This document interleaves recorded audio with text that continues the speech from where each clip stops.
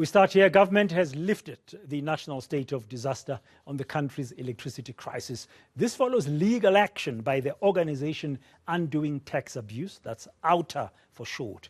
At the same time, Eskom's PFMA exemption has also been put on ice for now. eNCA reporter and fellow anchor here, Heidi Giokos, following that story for us, joining me now live from Government Communication Information Systems offices in Pretoria, the capital city. Good afternoon, Heidi.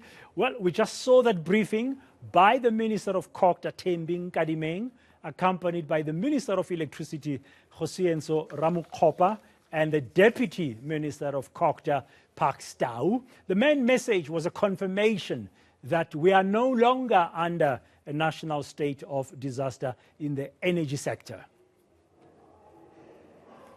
Yes, so that was the main message, the fact that South Africa is no longer in a national state of disaster due to the energy crisis that we are facing. But what is not clear, Bradan, is what prompted this decision to take the country out of the national state of disaster. I posed the question to both the Kokta Minister as well as the Electricity Minister as to what prompted this decision, because we do know that there was great concern that the country was in a crisis because of the constant rolling blackouts, what it was doing to our economy, and not being able to get out of serious stages of load shedding. And was this prompted by the legal action that was taken by OUTA as well as Solidarity to declare the national state of disaster linked to the energy crisis as unlawful? But it doesn't seem as though both ministers really want to commit to that being what prompted their decision to terminate the national state of disaster. It's more of a, we looked at the situation, we assessed the situation, and we do feel as though we can handle this without declaring a national state of disaster. Whether or not it's because of the litigation that government faced or not, we're not entirely sure. We have been told by both ministers that, of course, that was a consideration, but we can't confirm if that was the actual determination as to why we are taken out of a national state of disaster. There are, of course, ramifications to this, because there were questions posed about what this means for procurement. Because we're in a national state of disaster, or were in a national state of disaster, things were done very differently. It was on an urgent and emergency basis because of the state of our energy crisis.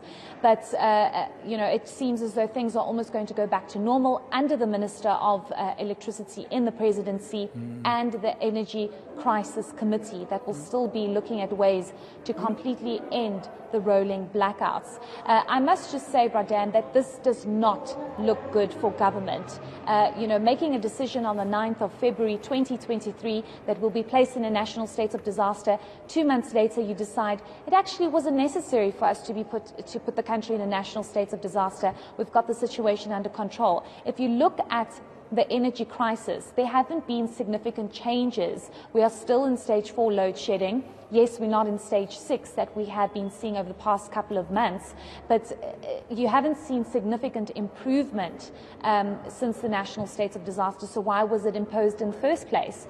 We didn't really get answers to that, but more of government saying, this is the decision we have taken, and we will no longer need to be in a national state of disaster. But the Minister of Electricity saying it's not permanent. If there is a need to reinstate the national state of disaster, they will not hesitate to do so. You know, Heidi, as you're talking, I was also following that together with you, but me from the studio, listening to that press briefing.